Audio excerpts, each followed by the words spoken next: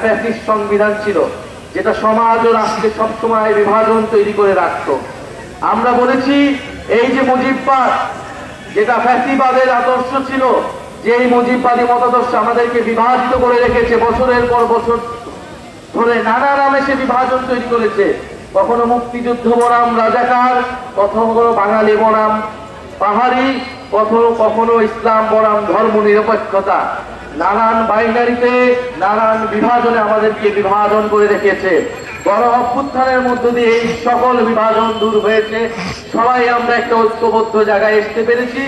আমাদের ঐক্যের জায়গাটা ছিল বাংলাদেশ, যে বাংলাদেশ পন্থার মাধ্যমে আমরা এই রাষ্ট্রটাকে নতুন করে বিনির্মাণ করব। প্রিয় বান্দরবনবাসী, আমরা বাংলাদেশের সার্বভৌমত্ব, আঞ্চলিক অখণ্ডতা এবং জাতীয় নিরাপত্তার প্রতি সবাই কমিটেড।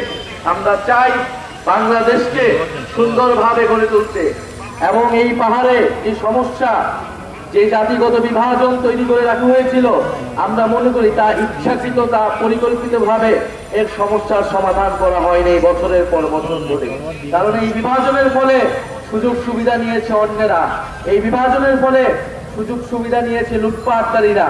আজকে সময় এসেছে আমরা নিজেদের মধ্যে সংলাপের মাধ্যমে, আলোচনার মাধ্যমে, সম্প্রীতির মাধ্যমে আমরা সকল বিভাজন বুঝাবো, নিজেদের অধিকার এবং মর্যাদা প্রতিষ্ঠা করব।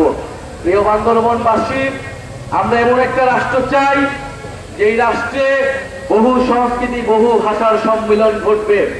আমরা সকল জনগোষ্ঠীর সাংস্কৃতিক এবং ধর্মীয় অধিকারের প্রতি শ্রদ্ধাশীল। আমরা সকল জনগোষ্ঠীর সাংস্কৃতিক অখণ্ডতা রক্ষা করতে চাই।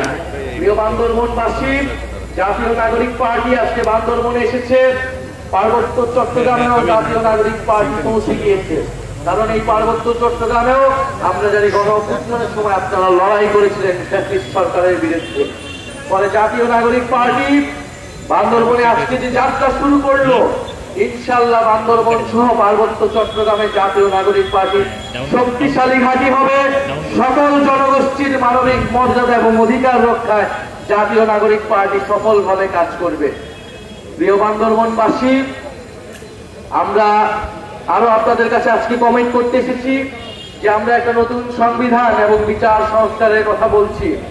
যারা গণহত্যা করেছে, যারা লুটপাট করেছে, যারা বছরের পর বছর আপনাদেরকে অধিকারহীন করে রেখেছে, তাদের অবশ্যই বিচারের আওতায় আনতে হবে এবং এই রাষ্ট্রের সংস্কার ঘটিয়ে রাষ্ট্রকে গণতান্ত্রিক হিসেবে গড়ে তুলতে হবে।